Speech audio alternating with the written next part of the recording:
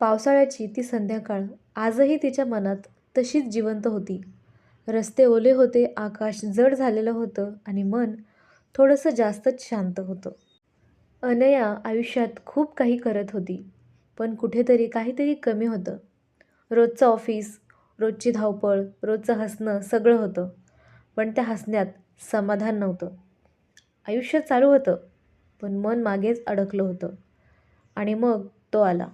तो कुठून आला, कसा आला, याला काही अर्थ नव्हता. पण त्याच्या येण्याने आयुष्याच्या वेगाला थोडी विश्रांती मिळाली. त्याच्यासोबत वेळ थांबलेला वाटायचा. शब्द कमी होते, पण भावना भावना भरपूर. त्याने आयुष्य बदलून टाकलं नव्हतं, पण आयुष्याकडे पाहण्याची नजर बदलली होती. अनया पुन्हा लहान लहान गोष्टींमध्ये आनंद शोधू लागली. पावसाचा वास, गरम चहा, संध्याकाळची शांतता या सगळ्यात अर्थ दिसू लागला.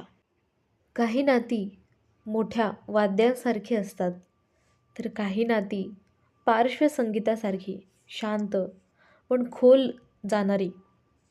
आरव तिच्यासाठी तसाच होता. मात्र प्रत्येक सुंदर गोष्टीला मर्यादा असतात. काही नाती आयुष्यात येतात, पण कायम राहण्यासाठी नाहीत. आरवचं जाणं ठरलेलं होतं. अनयाला ते कळत होतं, पण स्वीकारणं जरा अवघडच जात होतं. जवळ येऊन दूर जाणं वेदनादायक असतं. आठवणी राहतात, प्रश्न राहतात आणि मनात एक रिकामी जागा तयार होते. आरव निघून गेला, पण त्याची उपस्थिती मात्र अनयाच्या आयुष्यातून कधीच गेली नाही.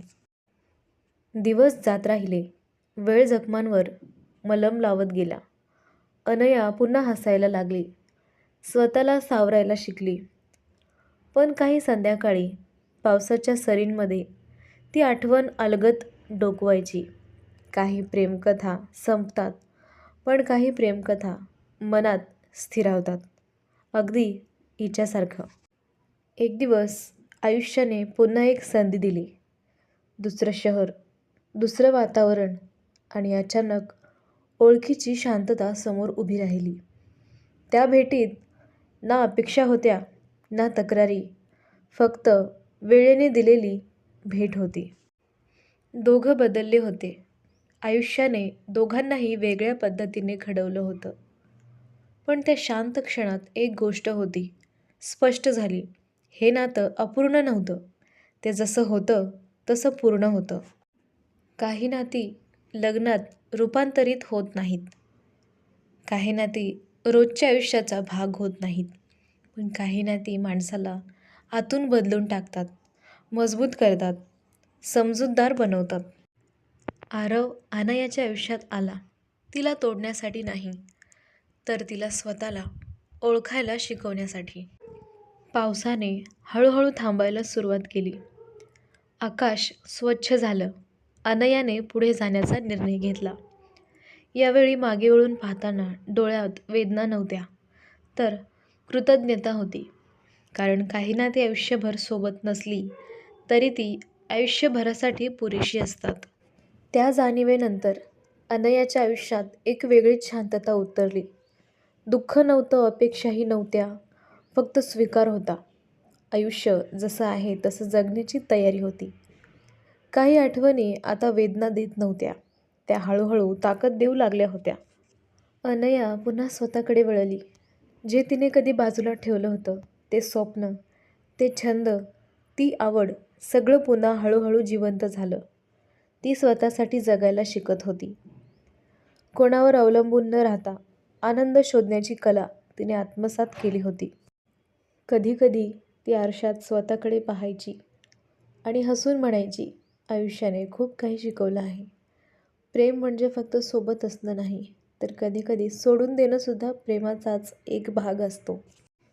वेळ पुढे सरकत होता. शहर बदललं होतं, माणसं बदलत होती. अनया आता जास्त स्थिर होती. भावनांमध्ये वाहून जाण्याऐवजी त्यांना समजून घेणारी झाली होती. काही जखमा भरल्या होत्या, काही फक्त हलक्या झाल्या होत्या. एक दिवस ती पुन्हा त्या बसस्टॉपवरून गेली. मुद्दाम थांबली नाही, पण नजरेने एक नजर टाकली. तिथे आता नवीन लोक होते, नवीन आवाज होते, जुनी जागा होती, पण जुनी भावना नव्हती आणि तेच योग्य होतं. अनयाला कळालं होतं की काही गोष्टी परत येण्यासाठी नसतात, त्या फक्त आठवण्यासाठी असतात. आरव तिच्या आयुष्याचा एक सुंदर अध्याय होता. संपूर्ण पुस्तक नव्हता, पण त्या अध्यायाशिवाय तिची गोष्ट अपूर्णही झाली नसती. त्या संध्याकाळी आकाशात सूर्य मावळत होता. केशरी रंग पसरले होते. अनयाने खोल श्वास घेतला. मन हलकं झालं होतं. भविष्यात काय होईल याची चिंता नव्हती, कारण वर्तमानात समाधान होतं.